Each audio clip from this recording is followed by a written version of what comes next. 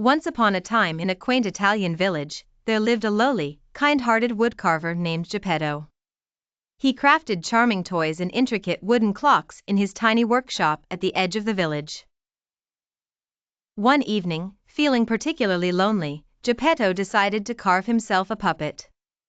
Using the finest wood, he sculpted a boy whom he affectionately named Pinocchio. When Geppetto completed his creation, he gazed at the puppet with a sense of longing and whispered a wish upon a falling star. He wished that Pinocchio could become a real boy.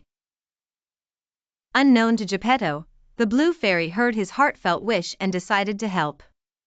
As the village slept peacefully, she visited the wooden puppet, touched it with her magical wand, and brought it to life. Pinocchio jumped off the workbench, dancing around with joy. Although animated, Pinocchio was still a puppet.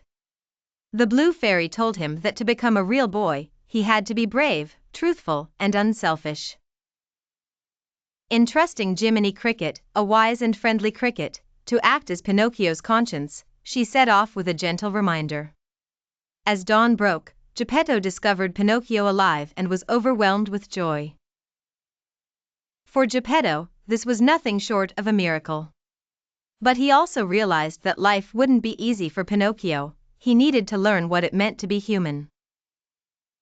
The following days brought a mix of joy and challenges. Pinocchio, though innocent and well-meaning, had a mischievous streak. Influenced by the unscrupulous duo Honest John and Gideon, Pinocchio was led astray. Pinocchio was soon introduced to Stromboli, a greedy puppeteer who saw Pinocchio as a lucrative asset. Captured and forced to perform on stage, Pinocchio's entrapment was announced to the audience.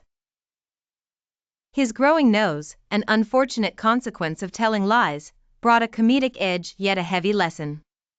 With every fib, Pinocchio's nose grew longer, a constant reminder from the Blue Fairy that truth was paramount. Thanks to Jiminy Cricket's guidance and with newfound wisdom, Pinocchio managed to escape Stromboli's clutches. Determined to right his wrongs, Pinocchio began his journey home. The road was fraught with temptation and further trials, including escaping the perilous Pleasure Island, where misguided boys turned into donkeys under the watchful eye of the sinister coachman. During his wanderings, Pinocchio learned that Geppetto, in a desperate search for his beloved puppet, had been swallowed by Monstro, the monstrous whale. Driven by a powerful sense of love and duty, Pinocchio embarked on a daring rescue.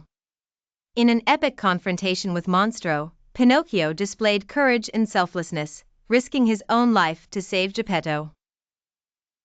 Once safely on shore, the Blue Fairy appeared once more, acknowledging Pinocchio's growth and willingness to embrace maturity and truth. Touched by his bravery, she granted him the deepest desire of his wooden heart. From that day on, Pinocchio and Geppetto lived contentedly, forever treasuring the lessons of truth, love, and selflessness, realizing that real magic lies in the honest heart and in fulfilling promises kept.